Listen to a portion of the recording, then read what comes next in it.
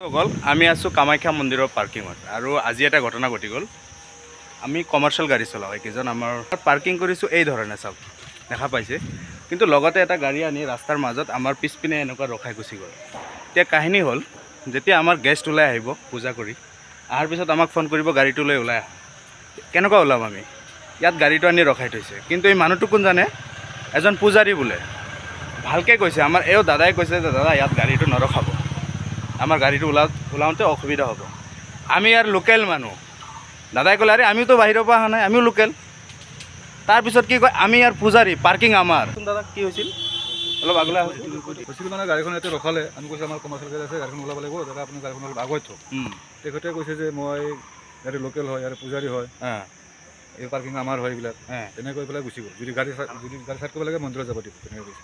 আমাৰ পাৰ্কিঙত কিয় বেলেগে গাড়ী ৰাখে? আচ্ছা, এটা ৰাজহুৱা স্থান, আপোনালোকে নিজে বুজি চাওক। এটা ৰাজহুৱা স্থান, ৰাজহুৱা স্থানটো নিজৰ পৈতৃক সম্পত্তি বুলি ভবাটোৱে লাজৰ বিষয়, হয় নে নহয়?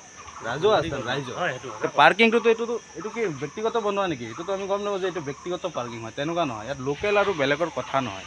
যেতিয়া বাহিৰৰ মানুহ, আমি গেষ্ট লৈ আহোঁ, সদায় আমি বাহিৰৰ মানুহ লৈ আহোঁ, আমাক ইয়াত জেগা দিয়াটো ইহঁতৰ দায়িত্ব। সেই কথাটো কোৱাৰ আগতে পূজাৰীজনে উল্টা, আমি ইয়াত ৰৈ আছোঁ কিন্তু আমি মাত বোল দিয়া নাই, দম দি গৈছে মানুহটোক। আমি পূজাৰী বুলি এনেকুৱা দম দি গৈছে, পাৰ্কিং আমাৰ, তহঁতে ক'ত ৰখা। কমাৰ্চিয়েল গাড়ী হ'ল বুলি এতিয়া মানুহ লৈ আনি বেচেৰা যাব ক'ত? গাড়ীটো ক'ত ৰখাব? এইটো হ'ল আপোনাৰ মেইন ৰোডটো, ওপৰলৈ গৈছে, আপোনাৰ ভুৱনেশ্বৰী মন্দিৰত গৈছে, আৰু এইপিনে শাৰী পাতি গাড়ীবিলাক ৰখাইছে, আৰু এই গাড়ীখন আনি পিছপিনে এনেকুৱাকৈ ৰখাই দিছে। এতিয়া এই গাড়ীটো ওলাব হ'লে কেনেকুৱা ওলাব কওক? নাই, এইটো কথাই নহয়। এনেকৈ গাড়ী এখন ৰাখি থৈ দিলে, পাৰ্কিং থকা গাড়ীখন বিনা পাৰ্কিঙৰ গাড়ীখনৰ বহুত ডিফাৰেঞ্চ নাই। এতিয়া হওক, যদি গাড়ীখন যদি ইয়াতে থাকেই, ড্ৰাইভাৰ থাকেই, ড্ৰাইভাৰৰ লগত কোনো হেৰি নাই, তেতিয়া গাড়ীখন অকণমান আঁতৰাই দিলে এখন গাড়ী ওলাই যাব পাৰে।